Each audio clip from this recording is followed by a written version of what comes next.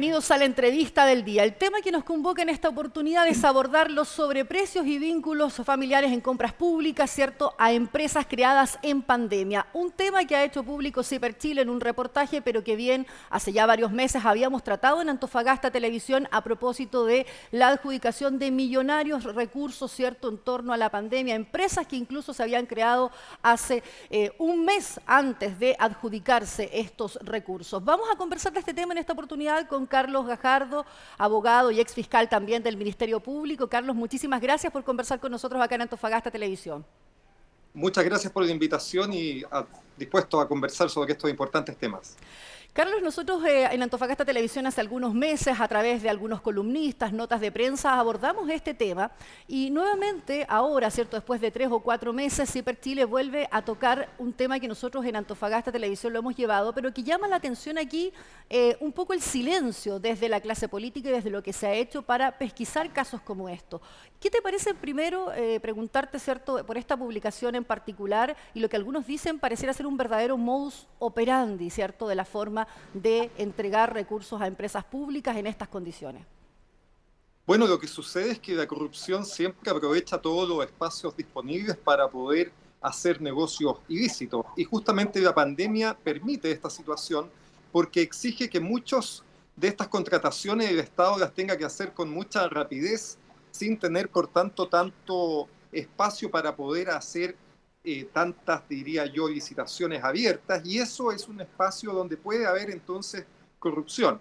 Esto ha ocurrido en distintas licitaciones que se han hecho en nuestro país, donde se han efectuado muchas compras directas, contrataciones directas, y por lo tanto siempre hay que tener mucho cuidado y evitar en lo posible que existan contrataciones que puedan estar significando traspaso de dinero a terceros.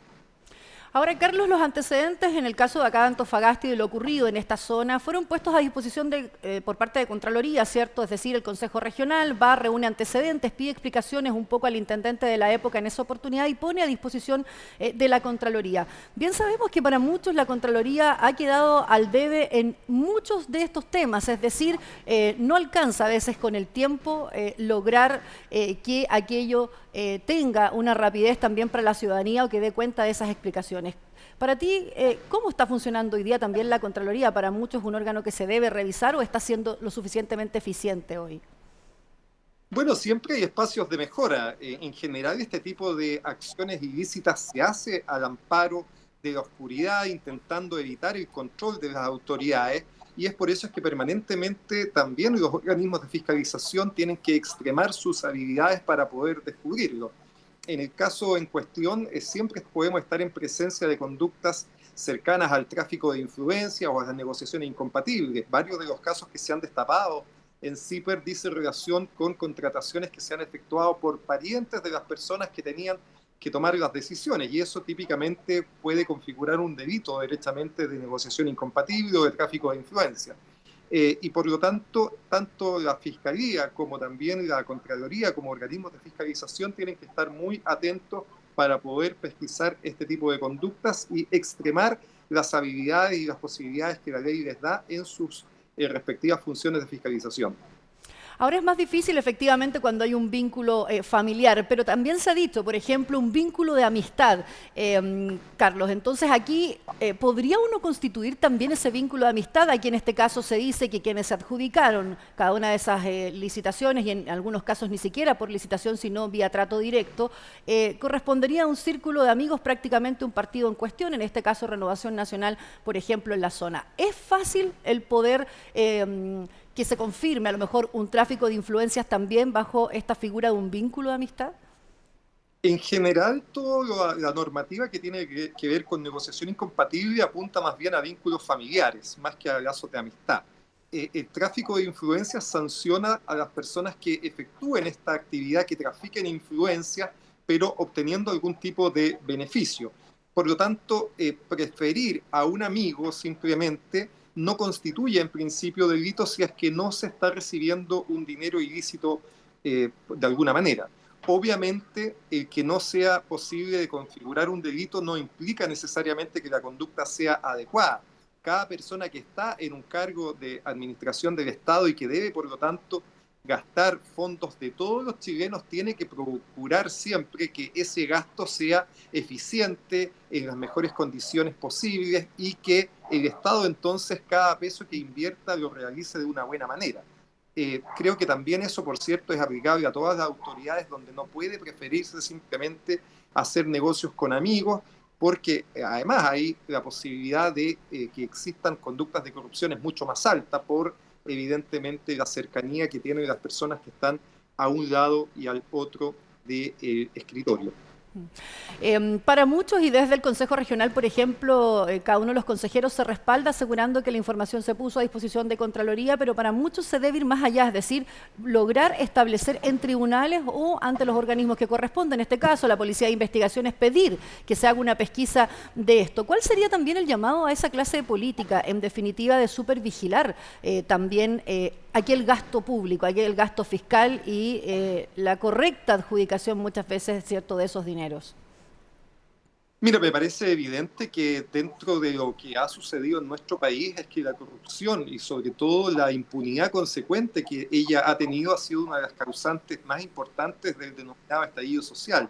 La ciudadanía está completamente aburrida de que pequeños obtengan beneficio a costa de la gran mayoría y que luego cuando estas conductas sean descubiertas esto quede totalmente impune.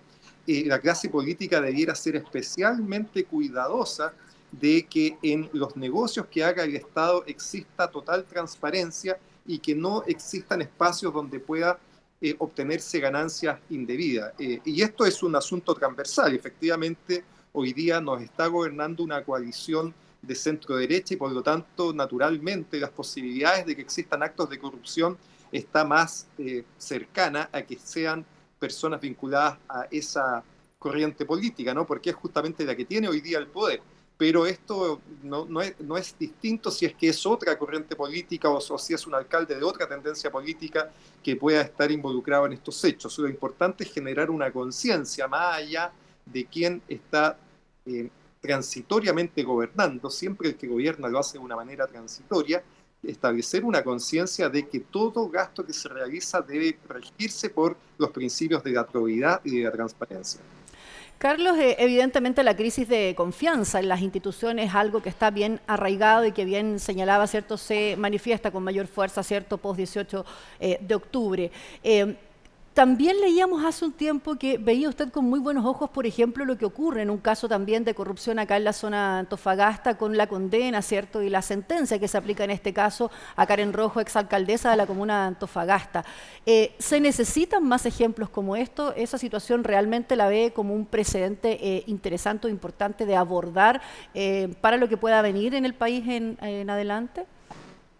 Sin duda, si uno analiza los grandes casos de corrupción que han existido en los últimos años y en las últimas décadas, uno puede ver un patrón común en que por distintos motivos nadie ha terminado efectivamente cumpliendo una condena de cárcel, ya sea porque las investigaciones no han podido avanzar lo suficiente, porque el organismo encargado de efectuar la persecución penal ha decidido simplemente no seguir adelante con el caso.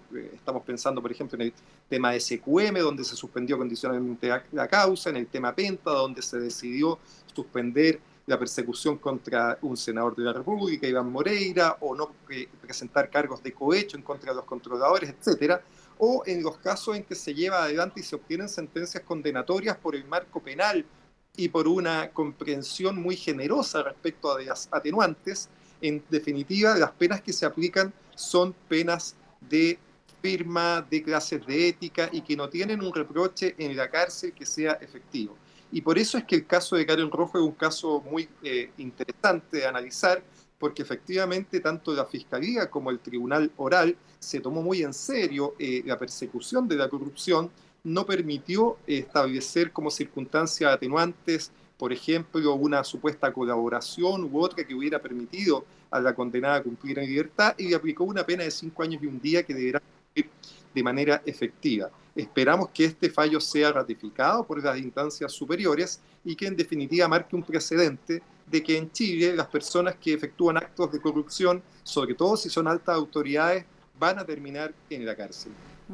Recién hablábamos de la crisis de confianza y justamente casos como el que tenemos hoy día enfrente o esta sentencia de Karen Rojo que para muchos puede marcar este precedente, pero que casos como estos, sobre todo en los municipios, en los gobiernos regionales, han estado, ¿cierto?, ahí a vista y paciencia de muchos, pero sin condenas efectivas o clases de ética, ¿cierto?, de por medio, lo que para la ciudadanía parece ser insuficiente. Carlos, ¿ves una oportunidad también en esta discusión que estamos dando, obviamente, este debate constitucional, la oportunidad de generar mejores herramientas también, ¿cierto?, a todo el aparataje público o a los distintos entes persecutores también, de poder subsanar estos temas de la corrupción parece tan arraigada hoy día en nuestro país y parece ser difícil el confiar en que el sistema pueda dar respuesta, ¿no? Es decir, condenar efectivamente a quienes han cometido estos actos.